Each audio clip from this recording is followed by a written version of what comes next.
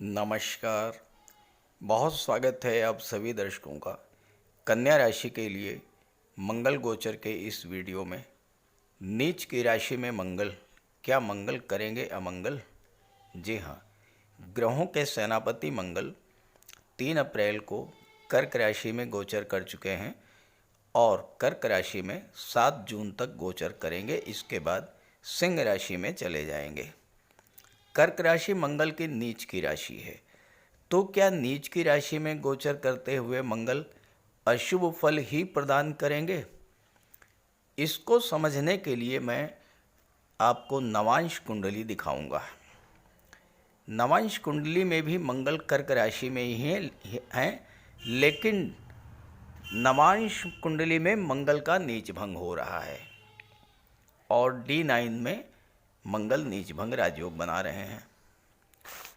नवांश कुंडली में किसी भी ग्रह की स्थिति ये बताती है कि उस ग्रह में कितना बल है, फल प्रदान करने की कितनी क्षमता है। D9 में नीच भंग राजयोग का बनना ये दर्शाता है कि 3 अप्रैल से 7 जून के 65 दिनों के गोचर काल में मंगल में अपना फल प्रदान करने की पूरी क्षमता है। तो आइए समझते हैं कि कर्क राशि में मंगल कन्या राशि के जातकों को किस तरह का फल प्रदान करेंगे।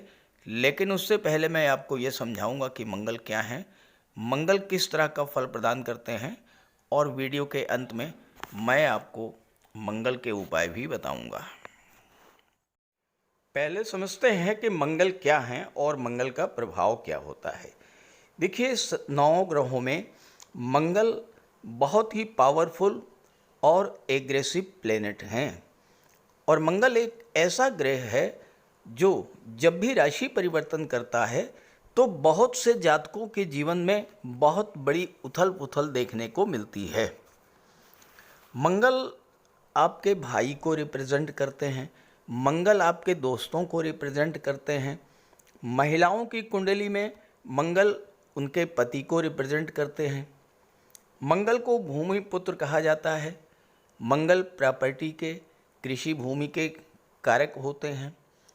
मंगल आपके साहस, पराक्रम, शौर्य और ऊर्जा को रिप्रेजेंट करते हैं। शरीर में जो स्थान रक्त का है वही स्थान 9 ग्रहों में मंगल का है।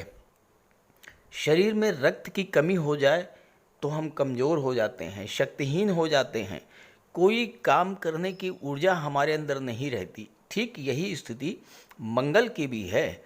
मंगल अगर कुंडली में कमज़ोर हैं तो व्यक्ति के पराक्रम, साहस में कमी आती है। कोई बड़ा कार्य करने का, कोई रिस्क लेने का साहस ही नहीं होता उसके अंदर। जबकि मंगल अगर कुंडली में मजबूत हुए तो व्यक्ति अदम्य साहस का धनी होता है।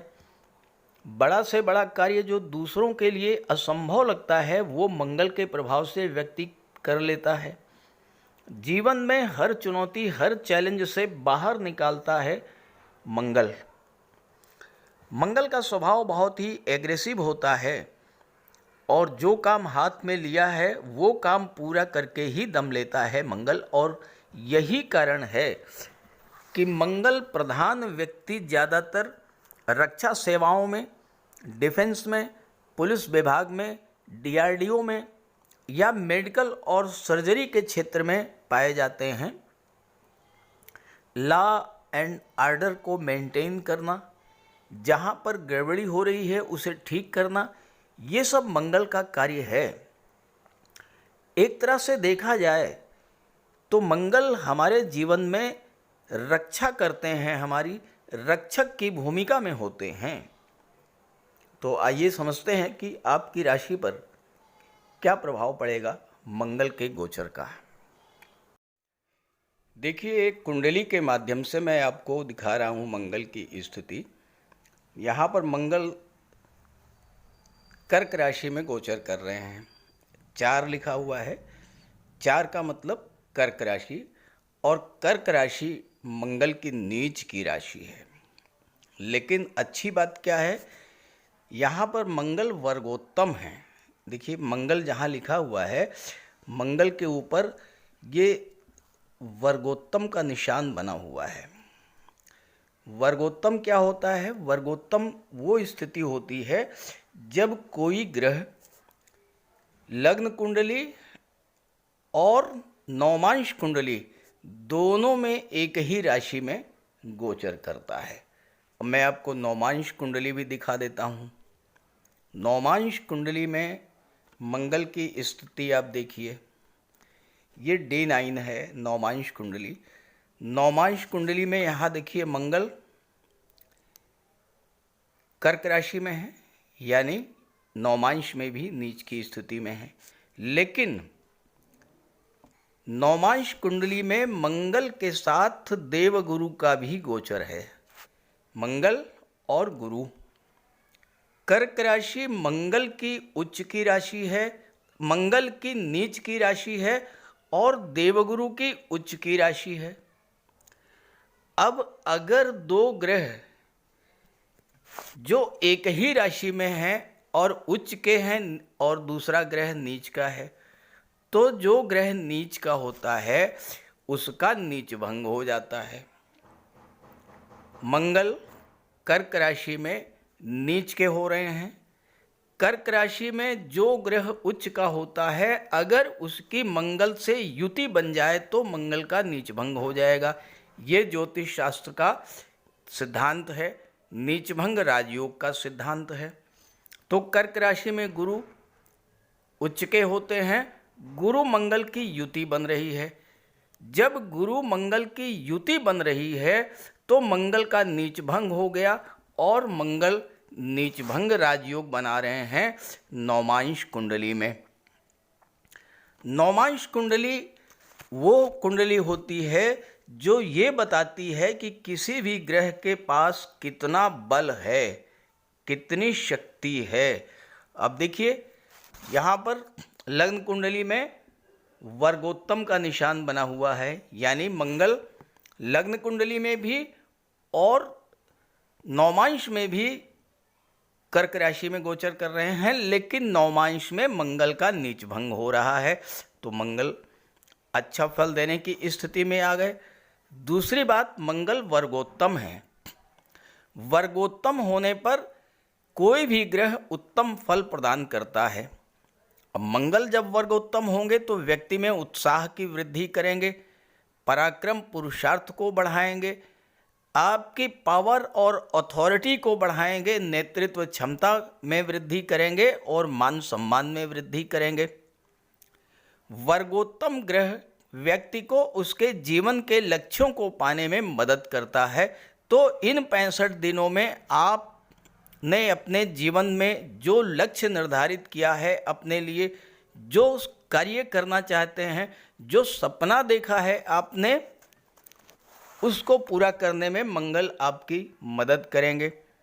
हर तरह की चुनौतियों का सामना करने की क्षमता बढ़ती है, आत्मबल और आत्मविश्वास में वृद्धि होती है। मंगल वर्गोत्तम है और आपको स्थिरता और शांति प्रदान करेंगे और आपको प्रभावशील बनाएंगे। चूंकि नवमांश में नीच भंग राजयोग बना रहे हैं, इसलिए इस गोचर काल में इन 65 दिनों में मंगल अच्छा ही फल प्रदान करेंगे, क्योंकि D9 में किसी भी ग्रह की स्थिति ये बताती है कि उस ग्रह में बल कितना है, फल देने की क्षमता कितनी है। तो आइए समझते हैं कि मंगल वर्गोत्तम मंगल अलग अलग राशि के जातकों को किस तरह का फल प्रदान करेंगे। तो ये है कन्या राशि के जातकों की कुंडली। मंगल का गोचर आपकी कुंडली के एकादश भाव में है, लाभ के भाव में। मंगल 8वें भाव के स्वामी होकर के और तीसरे भाव के स्वामी होकर के एकादश भाव में गोचर कर रहे हैं और मंगल की चौथी दृष्टि धन के भाव पर, 7वीं दृष्टि पंचम भाव पर और 8वीं दृष्टि छठे भाव पर पड़ेगी। मंगल वर्गोत्तम है, यानी D1 और D9 दोनों में एक ही राशि कर्क राशि में गोचर कर रहे हैं। वर्गोत्तम होने पर कोई भी ग्रह अत्यंत श्रेष्ठ फल प्रदान करता है। अब मंगल तीसरे भाव के स्वामी हैं, जो कि पराक्रम पुरुषार्थ का भाव होता है, तो आपके उत्साह में वृद्धि करेंगे, पराक्रम पुरुषार्थ को बढ़ाएंगे, आपकी पावर और अथॉरिटी में वृद्धि करेंगे, नेतृत्व क्षमता को बढ़ाएंगे, मान सम्मान में वृद्धि करेंगे। वर्गोत्तम ग्रह व्यक्ति को उसके जीवन के लक्ष्यों को पाने में मदद करता है और हर तरह की चुनौतियों का सामना करने की क्षमता भी प्रदान करता है। आत्मबल और आत्मविश्वास में वृद्धि करता है, व्यक्ति को स्थिरता और शांति प्रदान करता है और प्रभावशाली बनाता है। इस गोचर काल में सूर्य का भी बल मंगल को प्राप्त है। 15 मई को जब सूर्य नवम भाव में आएंगे, सूर्य मंगल का 3-11 का संबंध बनेगा। मंगल से 11वें स्थान पर सूर्य होंगे, यानी लाभ के स्थान पर सूर्य होंगे, तो सूर्य से मंगल को लाभ की प्राप्ति होगी।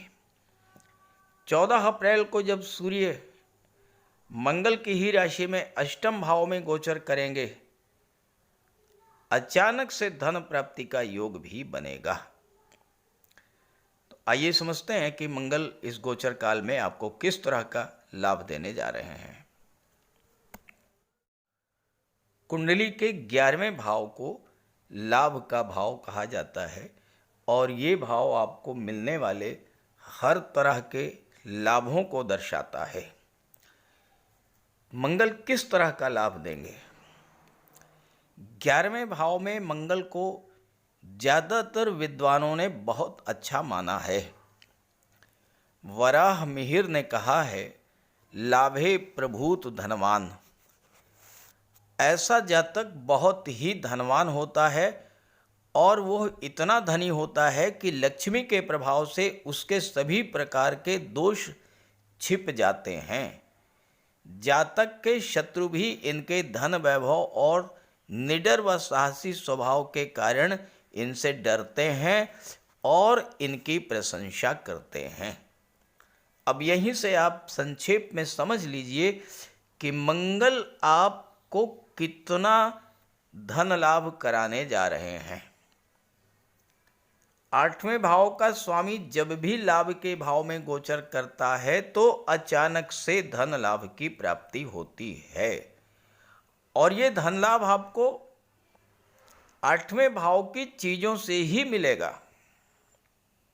रियल एस्टेट से मिल सकता है, प्रॉपर्टी डीलिंग से मिल सकता है, इंश्योरेंस के क्षेत्र से मिल सकता है, शेयर मार्केट से मिल सकता है, मार्केटिंग के क्षेत्र से मिल सकता है, ससुराल पक्ष से आपको इस तरह का लाभ मिल सकता है, आपका कोई डूबा हुआ पैसा मिल सकता है, गवर्नमेंट के पास रुका हुआ पैसा मिल सकता है।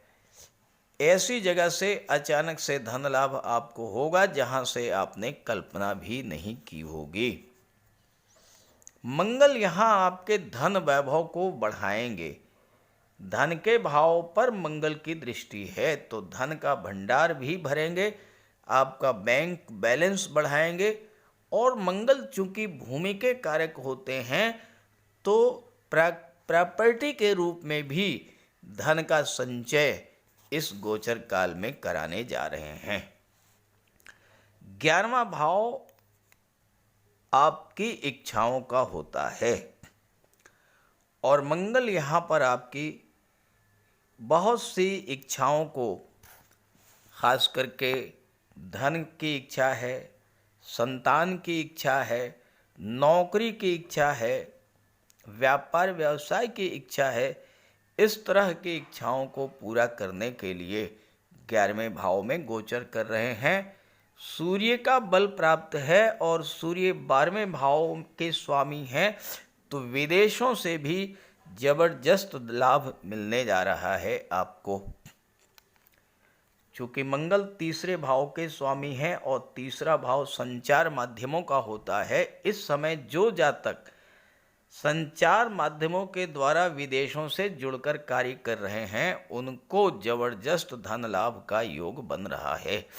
कार्य व्यवसाय में उन्नति, धन का लाभ, मान सम्मान में वृद्धि और सुख सुविधाओं में वृद्धि, ये सब मंगल लेकर के आ रहे हैं आपके लिए। मंगल की 7वीं दृष्टि पड़ेगी पंचम भाव पर जो कि संतान भाव है, छठे भाव पर जो कि शत्रु भाव। मंगल को संतान भाव के लिए ज़्यादा शुभ नहीं माना जाता है और ऐसे ही मंगल की दृष्टि शत्रु के लिए भी शुभ नहीं मानी जाती है। तो मंगल को तो शत्रुहंता कहा जाता है। छठे भाव पर जब मंगल की दृष्टि पड़ेगी तो शत्रुओं को परास्त करेंगे, आपके जीवन में चल रहे संघर्षों को समाप्त करेंगे और मंगल सेनापति होते हैं। मंगल के सामने कोई टिक नहीं सकता। तो ऐसे में जीवन में कितनी भी बड़ी चुनौती, कितना भी बड़ा चैलेंज हो, उससे आप निपट करके उससे बाहर निकल आएंगे, क्योंकि 11वें भाव का मंगल आपको धैर्यवान और साहसी बनाते हैं। लेकिन पंचम पर मंगल की दृष्टि गर्भवती माताओं के लिए ज़्यादा अच्छी नहीं है, क्योंकि मंगल ब्लड और सर्जरी के कारक हैं।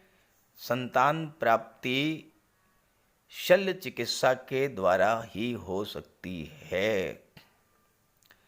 मंगल लाभ के भाव में गोचर कर रहे हैं, छठे भाव पर दृष्टि है। छठा भाव प्रोफेशनल का होता है, सर्विस सेक्टर को होता है। जो लोग डॉक्टर हैं, सर्जन हैं, स्त्री रोग विशेषज्ञ हैं, मोटर वाहन के व्यापार व्यवसाय से जुड़े हुए हैं, पशुओं के व्यापार से जुड़े हुए हैं, 2 व्हीलर या 4 व्हीलर का व्यापार व्यवसाय कर रहे हैं, गेम्स और स्पोर्ट्स के क्षेत्र से जुड़े हुए हैं, इंजीनियरिंग और टेक्नोलॉजी के क्षेत्र से जुड़े हुए हैं, ऐसे जातकों के लिए जबरदस्त लाभ का योग बन रहा है। 11वें भाव में मंगल और 7वें भाव में राहु है। राहु की दृष्टि मंगल पर पड़ेगी। अचानक से रातों रात अमीर बनने की इच्छा जागृत कर देंगे राहु आपके भीतर। और चूंकि मंगल की दृष्टि 5वें भाव पर पड़ रही है, 5वां भाव जुआ, सट्टा, लॉटरी, शेयर मार्केट को शो करता है। राहु शॉर्टकट का मार्ग दिखाते हैं, यहीं पर आपको सावधान हो जाना है।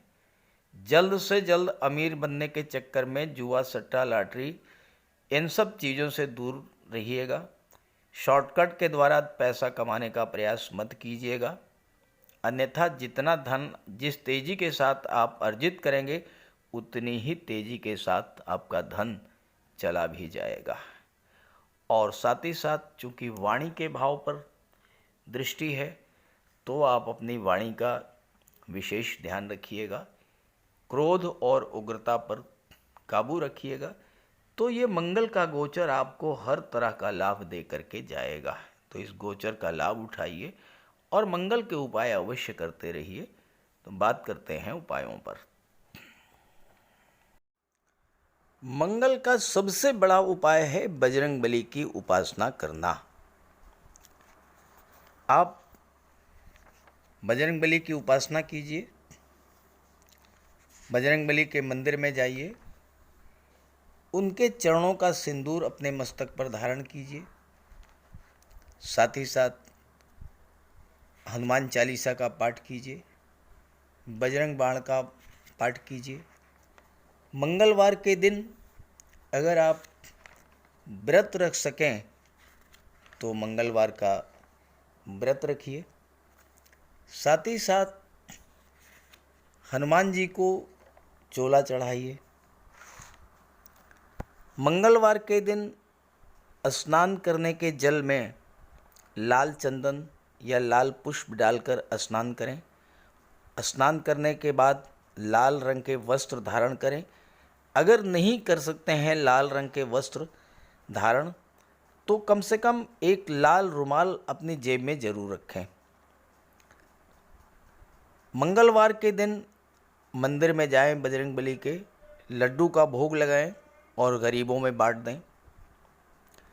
घर की दक्षिण पश्चिम दीवार पर उड़ते हुए हनुमान जी का चित्र लगाएं। साथ ही साथ गरीबों में लाल वस्त्र, मसूर, गुड़, लाल चंदन, मिठाई, लड्डू, बताशे, रेवड़ी ये सब बांटिए। मस्तक पर लाल चंदन का टीका लगाएं या हनुमान जी के चरणों का सिंदूर लगाएं। मंगलवार के दिन बंदरों को गुड़ और चना खिलाएं। बहते हुए जल में लाल पुष्प, तिल या गुड़ प्रवाहित करें और जेब में एक तांबे का सिक्का रखें। साथ ही साथ अगर आप मंगल के ये उपाय कर लेते हैं तो राहु भी नियंत्रित हो जाएंगे और शनि भी नियंत्रित हो जाएंगे, क्योंकि बजरंग बली की उपासना करने से राहु, मंगल और शनिदेव तीनों का ही उपाय हो जाता है। इसके अलावा एक चांदी की छोटी सी ठोस गोली चाहे आप जेब में रखें या चेन में पहन लें या ब्रेसलेट में लगा लें। अपने बैग में मोरपंख रखें और घर में भी मोरपंख लगा लें। मेन डोर पर, कार्यस्थल पर भी मोरपंख रखें, तो इससे राहु आपको परेशान नहीं कर पाएंगे। तो ये सब उपाय बहुत आसान हैं। सुंदरकांड का पाठ कीजिए, बजरंग बाण का पाठ कीजिए, हनुमान चालीसा का पाठ कीजिए। ऐसा कोई उपाय नहीं है जो आप नहीं कर सकते, और आप इन उपायों को कीजिए, फिर देखिए आपको कितना बड़ा लाभ मिलता है। नमस्कार।